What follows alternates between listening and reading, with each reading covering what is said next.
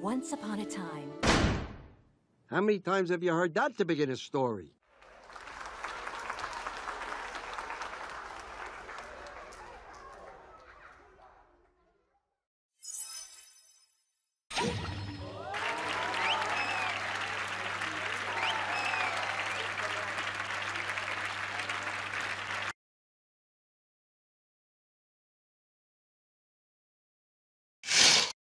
Welcome to Ryanimation Reviews. My name is Rebecca. This is the main series on my channel. What I will be doing in this series is reviewing animation.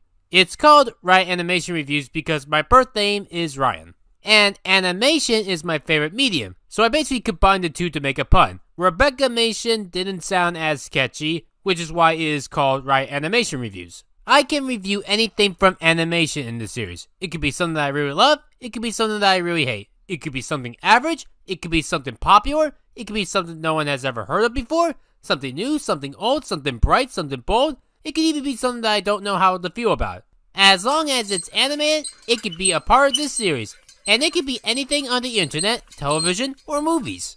Every season of Ryanimation Reviews will have a total of 25 episodes, and my goal is to do a total of 100 reviews overall. So, more or less, 4 seasons.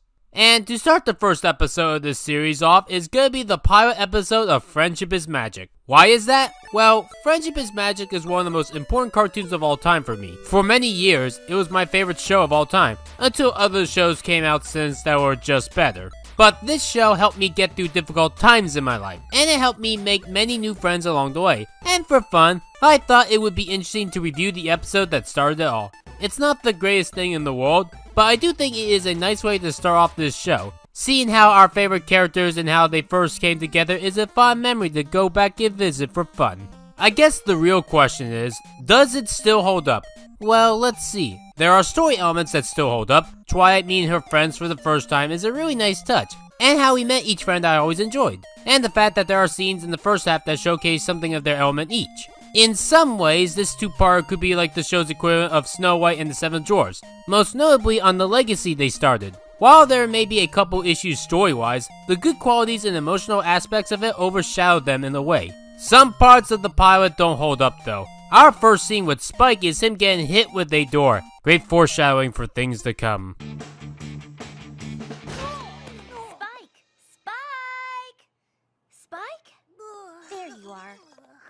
Seeing this episode just reminds me of some of the errors that the show would later make. I started out as a cute little purple and green egg. Yeah, keep telling yourself that. I guess some things that I'm not a fan of aren't so much this episode itself, but rather future episodes on how they state things. Some things that don't hold up are any brony memes. I'll just say it right now. I don't get why in hindsight why this was the episode that made the brony fandom. It was a meme in hindsight. You know, a joke. Things that usually die out 5 weeks later. Not 5 years later or more.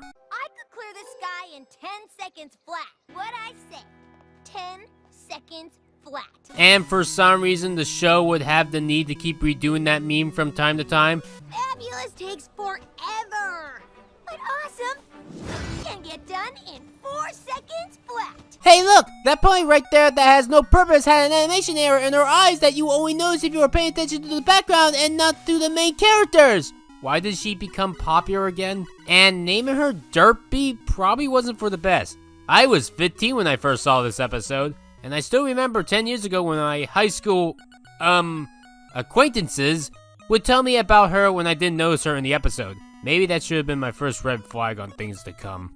Some scenes are so stupid that they are fun to make fun of. It is located in what is now the Everfree Forest.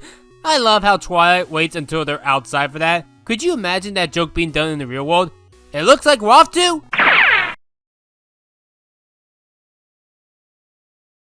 the Everfree Forest! It's funny to me. Oh, and it happens twice. You know what this calls for? A party! Pinky traveled from the castle of the two sisters to Ponyville just to wait to say that one line. Imagine if you were an outside observer just watching pieces of the conversation. You see them too? Here's another similar joke. I started out as a cute little purple and green egg. And that's the story of my whole entire life. Wow, Spike's life is so sad that he was born and the only thing he ever did was talk to a pony. Maybe your parents can help you. Wait. I'm not your father. Another joke to make fun of are the order of the tactics that Nightmare Moon plays on Twilight and her friends. The first one, I'll make Twilight and her friends die by making them fall off a cliff. The second one, I'll make Twilight and her friends die by making a scary manticore-lion creature kill them. Third one, I'll make Twilight and her friends die by making scary faces on trees. Enjoy that library now, Twilight, cause someday some powerful centaur might just destroy it with his magic.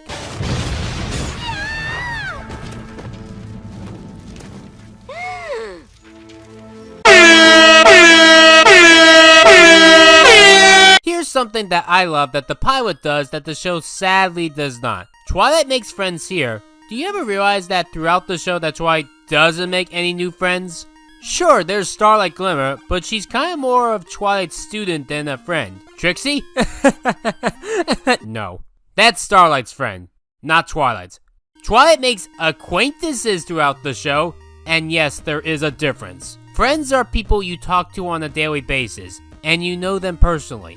Acquaintances are just chill people that you know every now and then. Twilight preaches a lot about friendship, especially with the school, but we don't see her ever making any new friends. What? Did you think Celestia only wanted you to make 5 new friends all at once and never make another new friend again?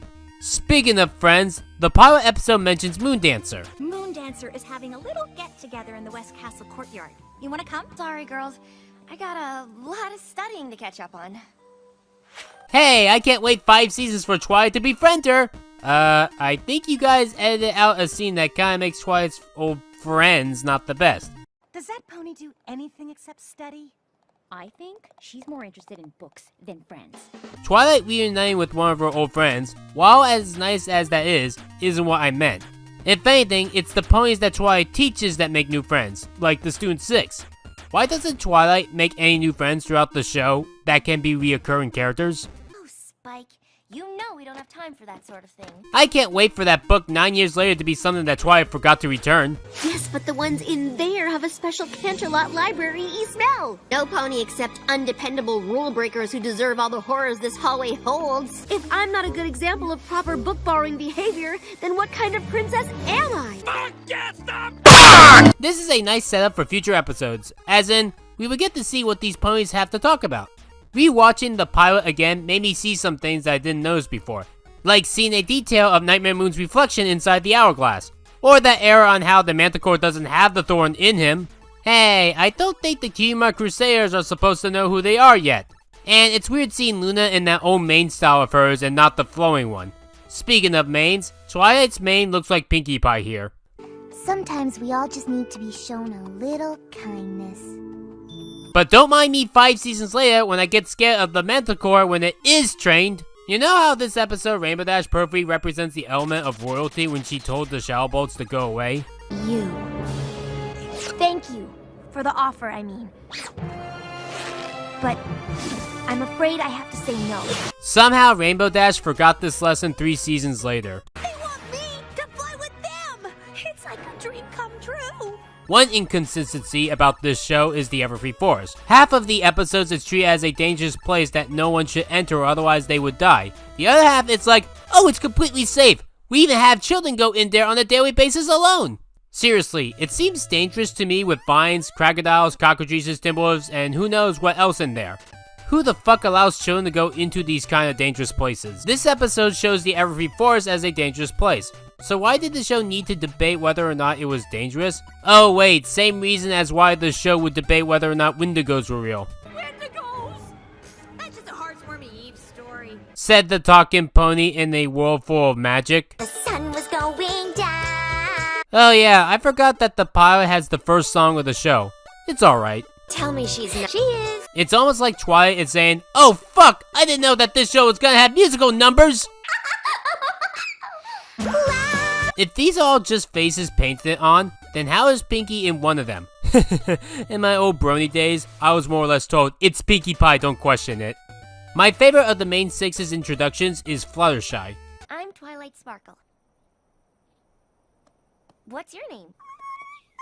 For some reason, they redid this in Equestria Girls and messed it up. It works in the original because Fluttershy was only talking to birds, not ponies or humans. In the Equestria Girls version, she talks to Twilight first and then only gets scared when the name is asked. I can't believe you did that. My name's Twilight. It's Fluttershy. Which is, confusing. Overall, this pilot is still good. I wouldn't go out of my way and say it's one of the best episodes of the show, but I still think it's a really good pilot. With a few hiccups here and there. I do like rewatching this one every now and then, and I would still recommend this to people today. I mean, you should watch this episode first so that way you can understand the show. This was the episode that I started with, and even today, friendship is still magic.